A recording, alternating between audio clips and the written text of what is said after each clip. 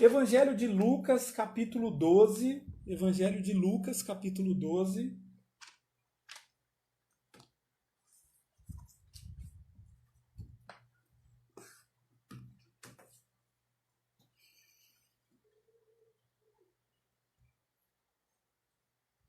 Espero que todos estejam me ouvindo bem. Evangelho de Lucas, capítulo 12.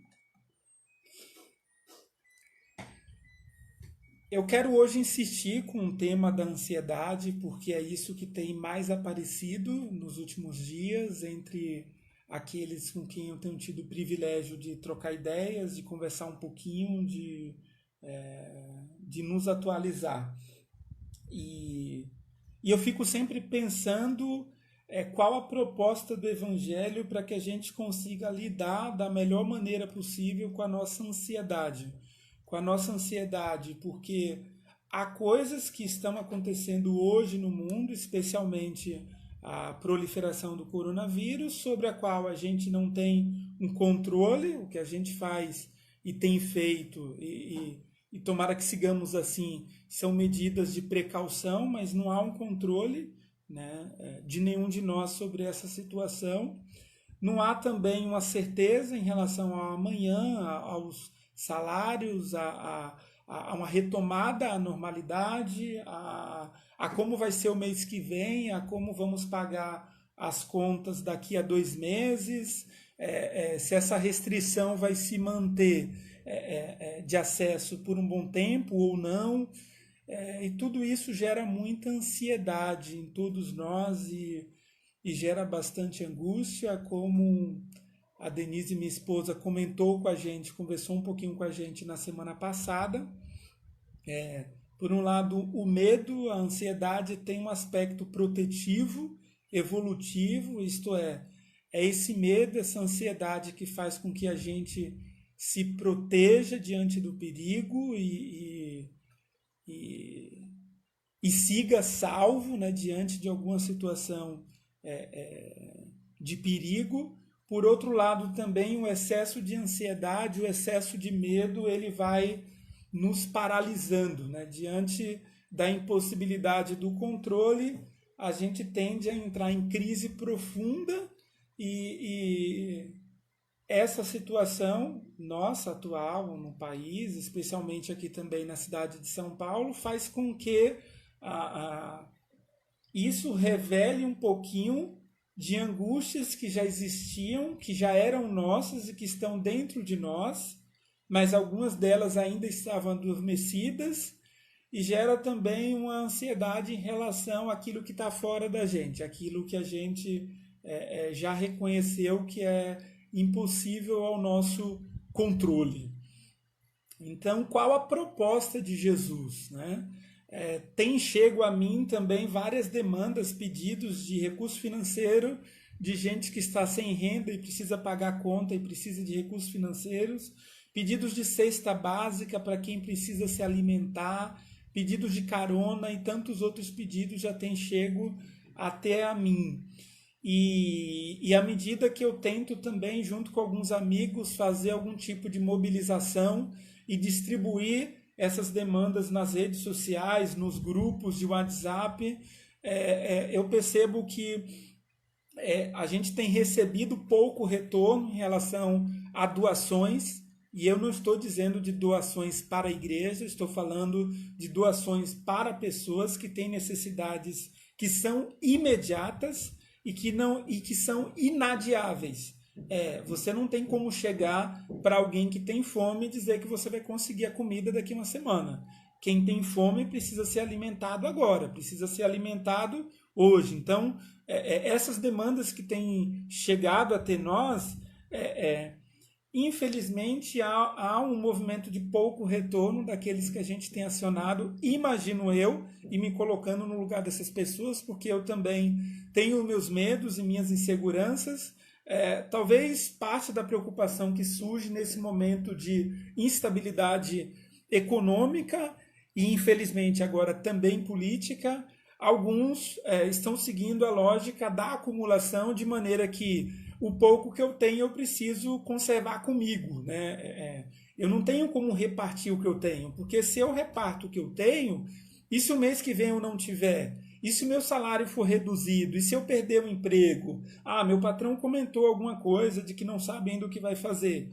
Então, a partir dos nossos medos individuais e, lógico, responsáveis, pensando na nossa formação familiar e na nossa renda familiar, o que também é justo, a gente acaba retendo, a gente acaba deixando de abençoar a vida de pessoas, deixando de repartir daquilo que a gente tem recebido, e esse medo eu percebo que tem nos paralisado.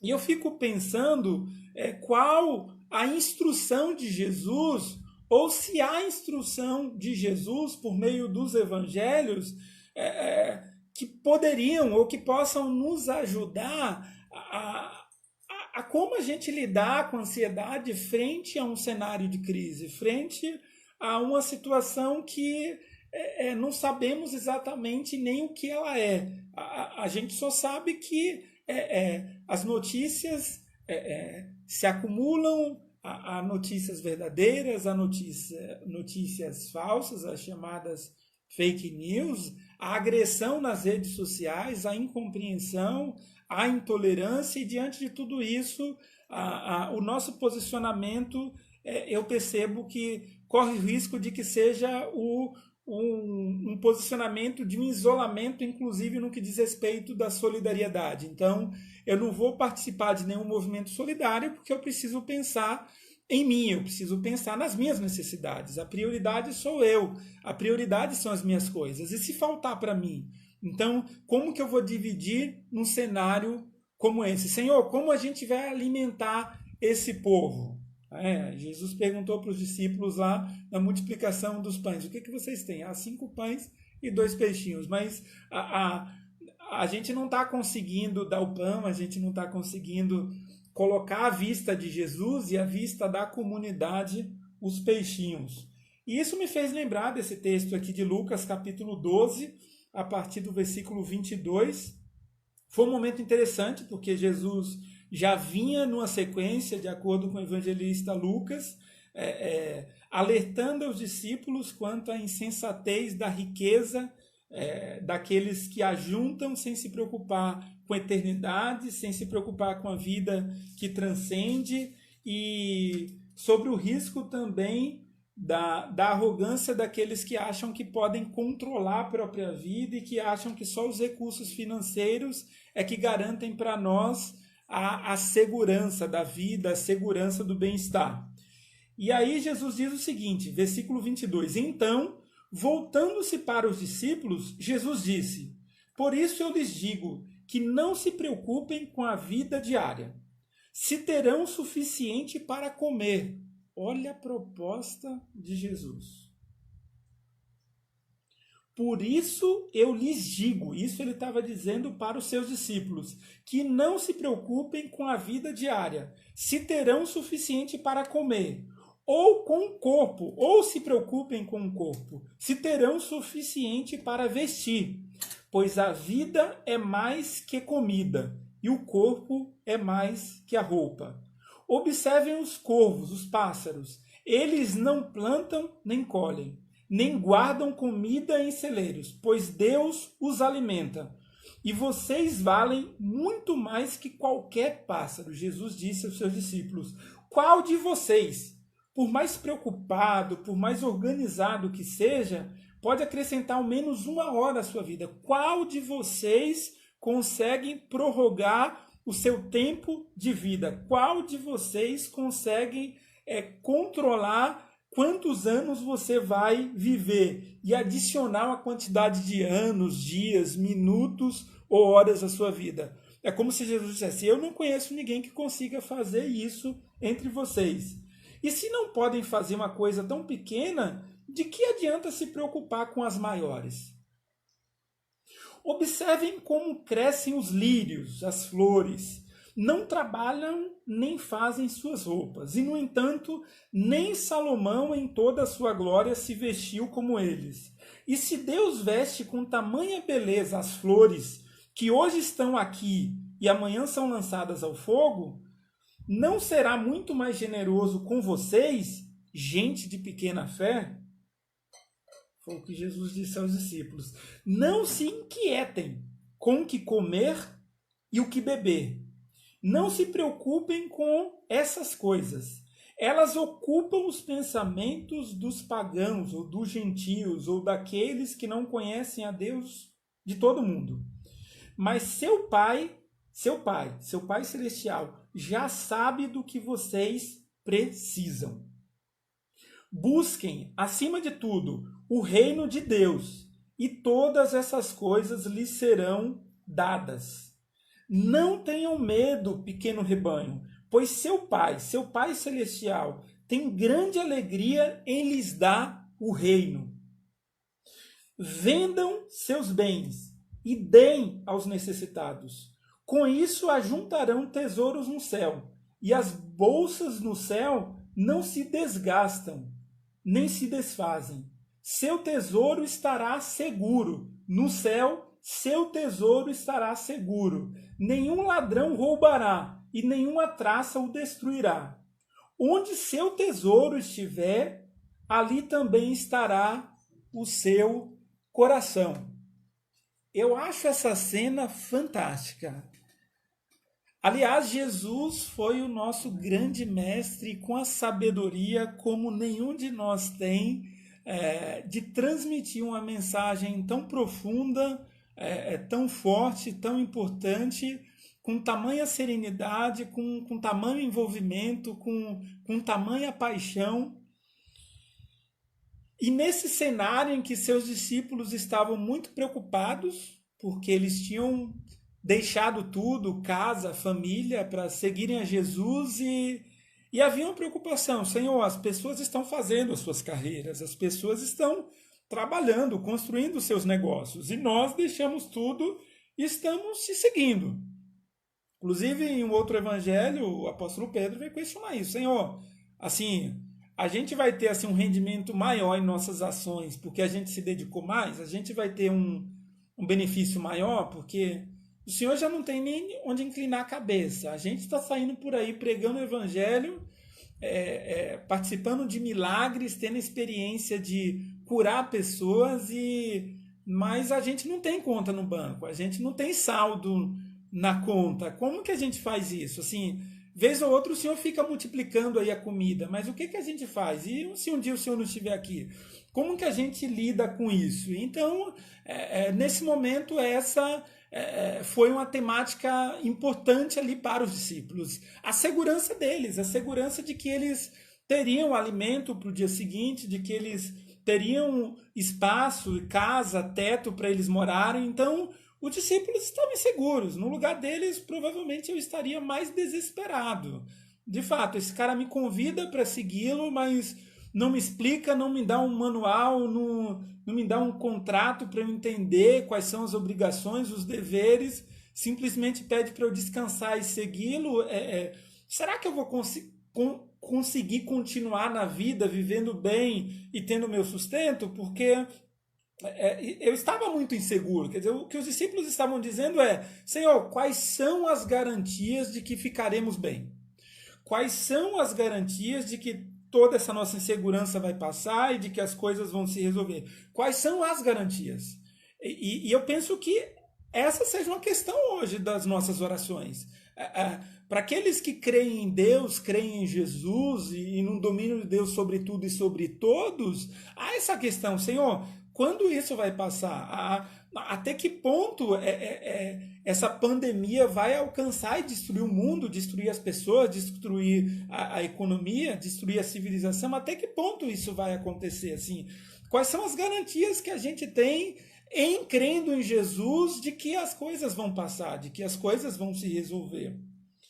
E Jesus simplesmente, como ele usava as situações do cotidiano, ele olha para os discípulos e faz essa proposta. É como se ele estivesse dando instruções ali para como os discípulos deveriam lidar com ansiedade frente a uma situação de crise, que era a insegurança deles, que era o medo deles de não terem o básico, o suficiente, o necessário para se manterem vivos, e esse é o medo de muitos de nós nesse momento.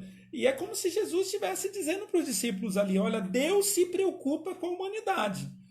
E em se preocupando com a humanidade, Deus nos convida, primeiro, a gente refletir sobre as nossas prioridades.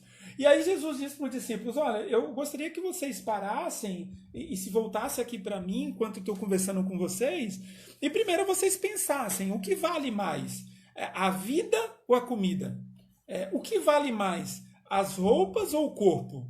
E aí Jesus diz, não é a vida mais importante que a comida? E o corpo mais importante que a roupa? E Jesus volta para eles, o que vale mais? Eu acho essa questão de Jesus bastante desafiadora, porque assim, ok, a vida vale mais, mas Senhor, sem comida eu não vivo. Quer dizer, eu preciso da comida para viver.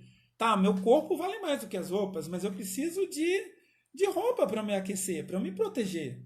Senão eu fico exposto, corro o risco de pegar uma doença, porque meu corpo, a minha temperatura, enfim, o meu organismo não estava protegido com tecidos, enfim, no ambiente guardado, especialmente agora a partir de outono, inverno, enfim. E o que vale mais? E Jesus está questionando isso. E é como se Jesus tivesse também perguntando aos discípulos, o que vale mais? A vida das pessoas ou a recuperação da economia? É o que Jesus está perguntando. O que vale mais? A vida das pessoas ou a recuperação da economia? A economia é importante. Sem que a economia funcione, as pessoas não têm condições de terem o básico necessário. Porém, o que é mais possível ou menos difícil de acontecer lá na frente? Recuperar uma economia ou ressuscitar pessoas? Eu entendo que é recuperar uma economia. Quem perdeu pessoas e quem vai perder pessoas com essa doença, essas pessoas não vão ressuscitar lá, aqui, nessa nossa existência, nesse momento, depois que a economia se recuperar. E aí uma questão que se levanta quanto vale, em termos econômicos, a vida de alguém que nós amamos? Quanto vale para a sociedade a vida de alguém que existe e tem uma história individual e que afeta a coletividade? O que é mais importante, a vida ou a economia? Jesus, então, convida aos seus discípulos, nesse momento de ansiedade, a refletir sobre o que é prioridade na vida deles. Há que os discípulos pensem sobre o valor que a gente dá e qual que é a ordem daquilo que a gente estabelece como mais importante e menos importante. É interessante porque nessa fase de isolamento social, a maioria de nós estamos sendo obrigados a ficar com a família no ambiente, no lar, na casa. E alguns nesse momento estão descobrindo que não tem lar. Tem uma casa, tem um lugar que pernoita, mas não tem ambiente de paz. Não tem um lugar de segurança naquele lugar que deveria ser o seu lugar de descanso. E que, na correria da vida normal, sem coronavírus, sem pandemia, sem tudo que está acontecendo, as pessoas não percebiam porque elas trabalhavam, estudavam, chegavam em casa já bastante tarde, tomavam banho, comiam, dormiam, acordavam o dia seguinte e final de semana, balada, curtição, night, enfim, igreja, tudo mais, e não percebiam. Algumas pessoas estão se dando conta de que a prioridade da família não estava sendo respeitada na vida antes, pré-coronavírus. Então, esse é um momento que desafia a todos nós, a gente pensar no que é a prioridade para a gente. Um outro convite que Jesus faz observem o cuidado de Deus com a criação, incluindo a humanidade. Ele diz, observem os pássaros, observem os lírios do campo, né? A gente ouve muito no dia a dia, trocando ideia com amigos queridos, aquela história de que, putz, né? Minha vida é tão corrida que eu passo pelos lugares e não percebo que há uma construção, que há uma beleza naquilo, que há uma manifestação da graça de Deus na natureza, no sol, numa chuva que cai, numa coisa simples, numa árvore cheia de folhas, numa sombra. Então, esse é um momento que o convite de Jesus para que a gente possa lidar com a nossa ansiedade pare um pouco e observe o cuidado de Deus com a criação. Diferente do que alguns imaginam e insistem em dizer, Deus não criou o mundo e se distanciou da criação. Deus criou o mundo em perfeição, faz a manutenção dessa criação e Deus está imerso na nossa bagunça.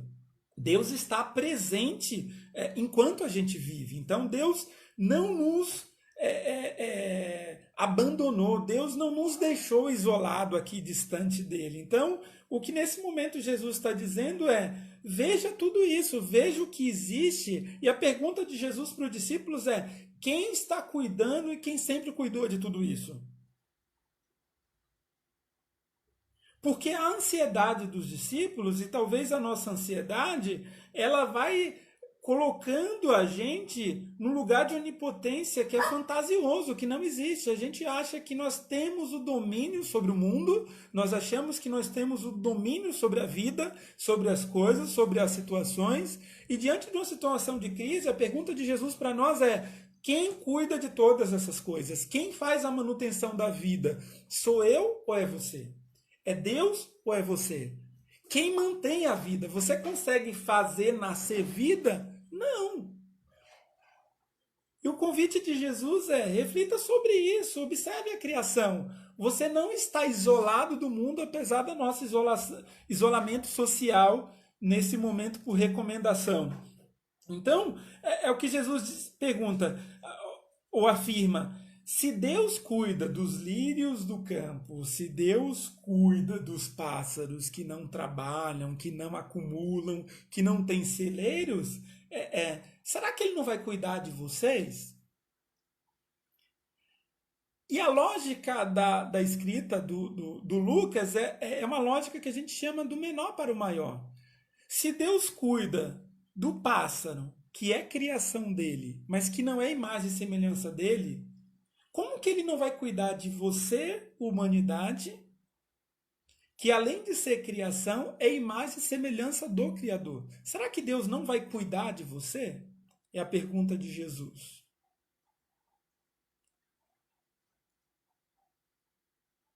E vivendo a ansiedade diante da crise, Jesus nos faz um outro convite muito especial nesse texto, que é o convite para que a gente aprenda a descansar num Deus que tudo sabe. Ele diz, olha, seu pai já sabe do que vocês precisam. Isso é muito especial, porque, de certa forma, é como se Jesus estivesse nos alertando para uma questão fundamental no Evangelho. Quer dizer, a oração e as orações que a gente faz a Deus, elas não têm a função de informar Deus sobre alguma coisa. Porque Deus já sabe de tudo.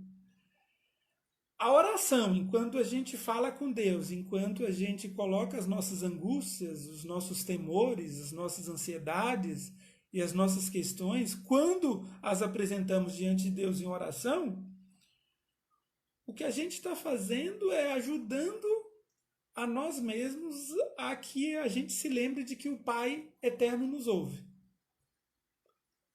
A oração não lembra Deus acerca de nada ou de alguma coisa. A oração nos lembra de que a gente tem um Pai Celestial que tudo sabe e que já sabe, antes mesmo da gente fazer qualquer tipo de pedido a Ele. Ele já sabe. E o que Jesus está dizendo é, quando você estiver ansioso, achando que tudo vai por água abaixo, que nada vai ser resolvido, que você não vai dar conta da vida, que você não vai dar conta do teu futuro, descanse em um Deus que já sabe. Descanse em um Deus que não é pego de surpresa em nenhuma situação. Descanse em um Deus que não nos abandona jamais. Descanse em um Deus que quer ouvir a nossa oração, apesar de já saber todas as coisas. Apesar de já nos conhecer de antemão. O nosso desafio é um desafio de fé. É um desafio do invisível. É o desafio de acreditar em Jesus diante da impossibilidade. de descansar nele, de saber que, sim, temos um lado finito, mas temos um outro lado que vai gozar a presença de Jesus e na presença de Jesus na eternidade. De que a vida acontece aqui e ela é cheia de sentido, e graças a Deus por isso, porque a gente encontra sentido na vida, mas ela é uma vida que não se limita a esse momento aqui. Então a gente pode descansar nesse Deus que existe desde a eternidade e para toda a eternidade. E Jesus, nesse texto, faz um último convite aos discípulos ansiosos em relação ao dia de amanhã: que eles recebam o reino de Deus. Como participantes desse reino, nós recebemos um novo coração.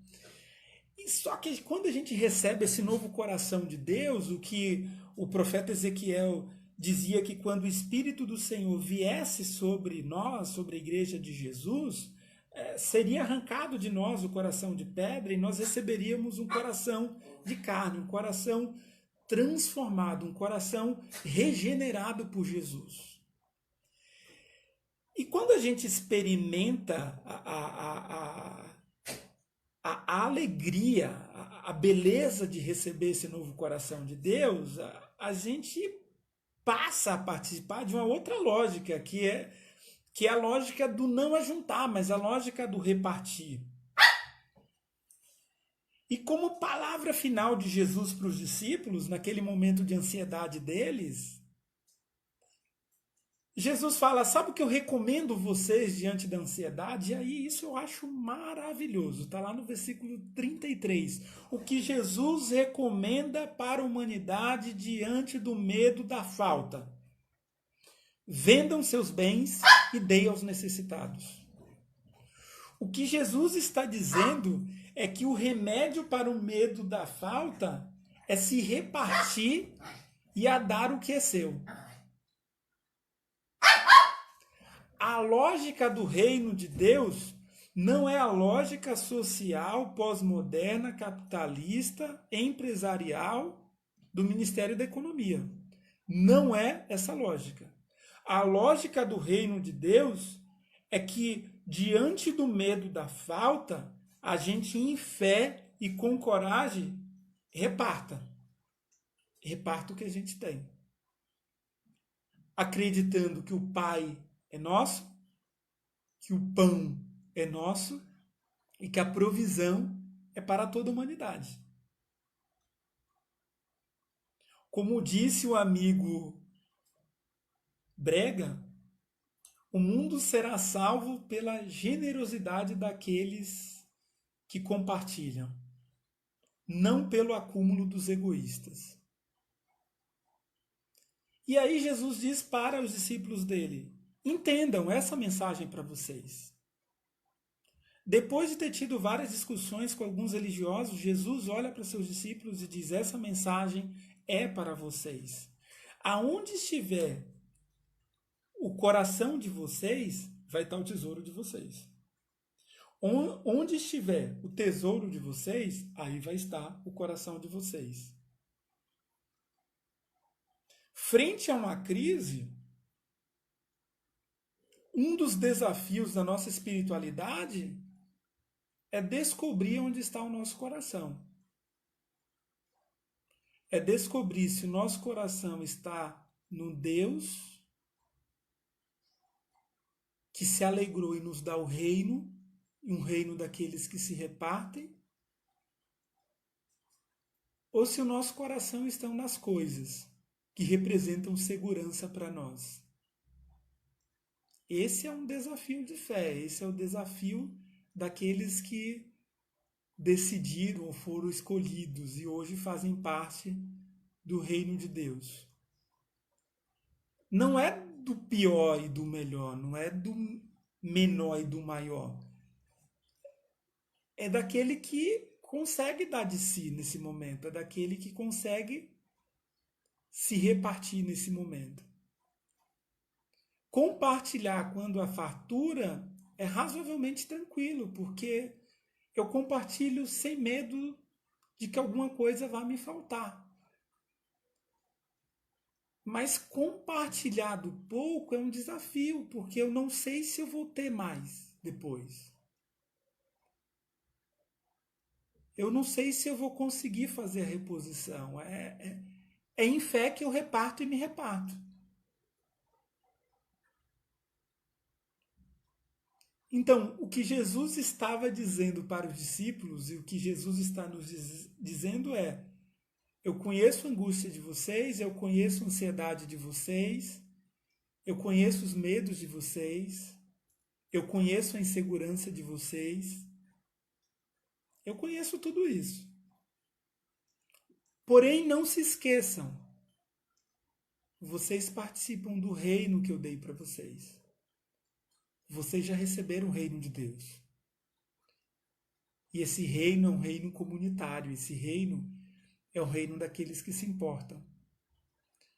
Meu incentivo não é a irresponsabilidade. Não é, inclusive, você vender tudo que tem e dar para os pobres. Não é. Mas é que você e eu estejamos atentos às necessidades daqueles que se aproximam de nós e que a gente tenha sensibilidade, que a gente não se esqueça de que participamos de um reino onde não há egoísmo, no qual não cabe o egoísmo. Não cabe o só pensar em si mesmo. Não cabe o só pensar no que é bom para si. Cabe sim a coletividade, o que mais vai ajudar a maioria nesse momento, o que mais vai ajudar os mais fragilizados, os que mais precisam. Que a gente entenda isso e que a gente seja fortalecido por Jesus, com esperança, com paz, com solidariedade, que a gente, ao ouvir uma convocação de pedido para aqueles que nesse momento precisam muito, que a gente não feche o nosso coração, a gente não precisa dar tudo, mas pode ter uma participação nossa, a gente pode acreditar que Deus se importa conosco, se importa com aqueles que agora estão sofrendo mais do que nós, com aqueles que não sabem se amanhã terão leite para o filho, com aqueles que estão com um parente, com um amigo, com alguém importante em isolamento, em UTIs, nos hospitais e que não podem ter contato com eles. Que seja um tempo de escuta, que seja um tempo de muita escuta, que a gente ouça o clamor daqueles que nesse momento clamam por Deus, mas clamam por aqueles que já participam desse reino de Deus, que a gente não fique só transferindo tudo para Deus, para que Deus faça milagre, que sejamos resposta, que a resposta da oração passe por nós, passe pelo nosso fazer, passe pelo nosso atuar na vida. Que a gente não se feche, que a gente não se proteja o tempo inteiro, mas que tenhamos sensibilidade, que o nosso coração seja movido a isso, que seja um tempo de provação e aprovação para nós mesmos, e que talvez descubramos no meio do caminho uma forma sincera de viver o Evangelho, de caminhar com Jesus, de ouvir aquilo que Jesus está dizendo para a gente. E que a gente não diga não à voz de Deus, que a gente não deixe de fazer aquilo que Deus está nos dirigindo para a gente fazer. Em ouvindo a orientação do Espírito Santo, que a gente tenha fé, coragem, que a gente siga junto. Que a gente siga junto. Amém. Que Deus em Cristo nos abençoe muito.